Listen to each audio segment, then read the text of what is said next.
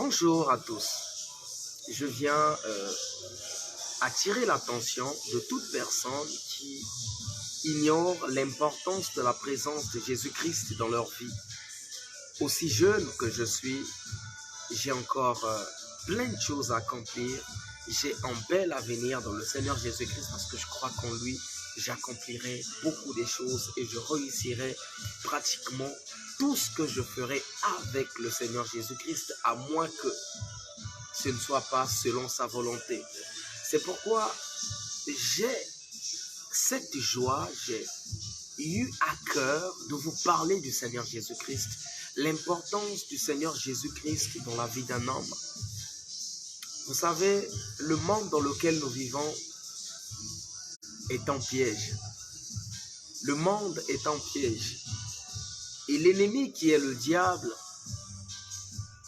et ses agents, bien sûr, nous font miroiter certaines choses qui ne sont pas réelles. En fait, ils nous font plonger dans un monde d'illusions.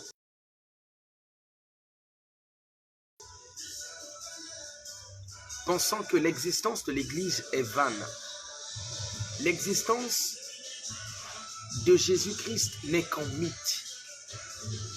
C'est le fruit de l'imagination d'un homme. La Bible est peut-être le résultat ou encore le fruit de la pensée humaine, quelqu'un qui a déliré et qui a décidé d'écrire comme ça. Non, mon frère, sache-le que Jésus-Christ est réel. Il est vivant. Apocalypse chapitre 3 au verset 20, il dit « Je me tiens à la porte, je frappe. Celui qui entend ma voix et ouvre, j'entrerai chez lui. Je souperai avec lui et lui avec moi. » Ce que je pourrais te demander, mon frère, il y a plein de choses que tu essaies de faire qui ne marchent pas. Certainement, c'est parce que tu n'associes pas le Seigneur Jésus-Christ. Certainement, c'est parce que tu méprises et tu minimises sa puissance ou encore son autorité dans ta vie. Essaie d'abord avec le Seigneur. Peut-être que tu essaies des choses et que ça marche, c'est vrai. La grâce du Seigneur est sur toutes les personnes sur la terre. D'ailleurs, la pensée de notre Dieu est que tout le monde soit sauvé. C'est pourquoi il a dit aux disciples, allez et faites de toutes les nations les disciples. Le Seigneur ne voudrait qu'aucune personne ne périsse. Mais la pensée et la priorité de Dieu est que le monde entier soit sauvé. Bien que lui-même, il en est conscient qu'il a des incrédules, il y a de ceux qui ne croient pas.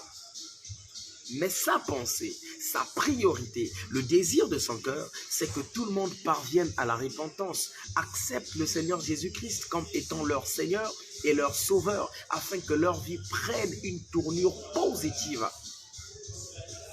Vous savez, avec le diable, il y a plein de préludes, de prémonitions. Ça veut dire tout simplement, il y a des obstacles lorsqu'on collabore avec l'ennemi.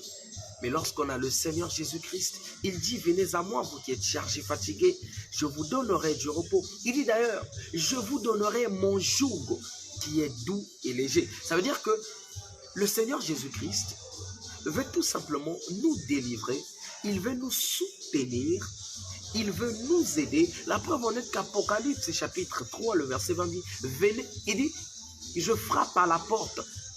Celui qui entend ma voix et ouvre, j'entrerai chez lui, je souperai avec lui et lui avec moi. Ça veut tout simplement dire que le Seigneur Jésus-Christ veut rentrer dans ta vie pour t'aider, pour subvenir à tous tes besoins, à toutes tes difficultés, t'aider, faire de telle sorte que là où tu es tombé, que tu te relèves d'ailleurs. Essaie d'abord avec le Seigneur Jésus-Christ. Pour toi qui essaies des choses et que ça marche, gloire soit rendue à Dieu. La grâce du Seigneur est sur toi.